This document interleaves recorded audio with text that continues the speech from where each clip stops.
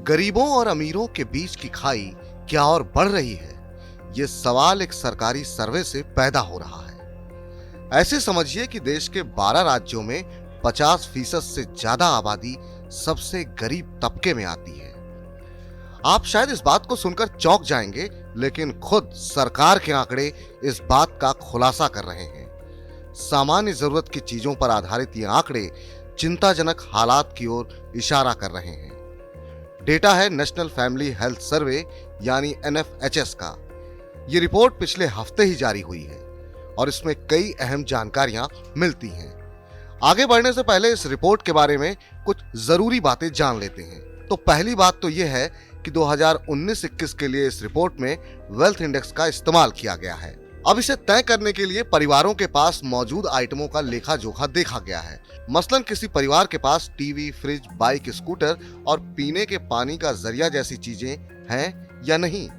इसी आधार पर आबादी को एक समान आकार के 5 समूहों में बांटा गया है। इसमें टॉप 20% सबसे अमीर और नीचे के 20% में आने वाले तबके को सबसे गरीब माना गया है। तो अब लौटते हैं सर्वे के नतीजों पर, और कुछ बड़ी चौंकाने वाली बातें इसमें निकल कर आई हैं।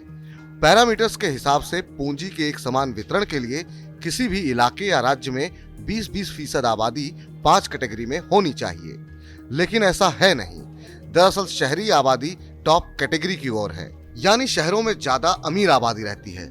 दूसरी ओर गांव देहात में गरीब का साया पसरा हुआ है। मिसाल के तौर पर 74% शहरी आबादी टॉप 2 कैटेगरी में आती है, यानी खूब अमीर।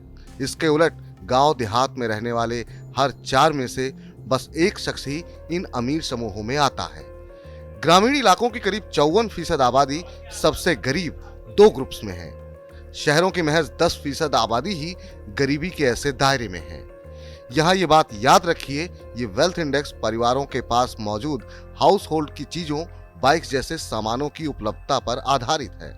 सबसे परेशान करने वाली बात यह है कि 12 राज्यों और 2 केंद्र शासित प्रदेशों में उनकी आबादी का आधे से ज्यादा हिस्सा गरीबी के सबसे निचले 2 पायदानों पर गुजर बसर कर रहा है। असम में गरीबी में रहने वाली ऐसी आबादी का हिस्सा 70% है। इसके बाद बिहार 69% और झारखंड में 68% हिस्सा गरीबी में है। मिजोरम और सिक्किम को छोड़कर बाकी के सभी उत्तर पूर्वी राज्य इसी गरीबी के दायरे में आ रहे हैं। अब इस आंकड़े से पूंजी के असमान वितरण की एक भयानक तस्वीर सामने आ रही है। धर्म के आधार पर देखें तो अमीरी गरीबी में हिंदू और मुसलमान दोनों एक ही कतार में खड़े नजर आते हैं। ये आंकड़े ही बताते हैं कि कुछ राज्यों में 80% से ज्यादा परिवारों के पास BPL कार्ड है। गरीबी के व्यापक फैलाव का अंदाजा इस आंकड़े से भी लगता है।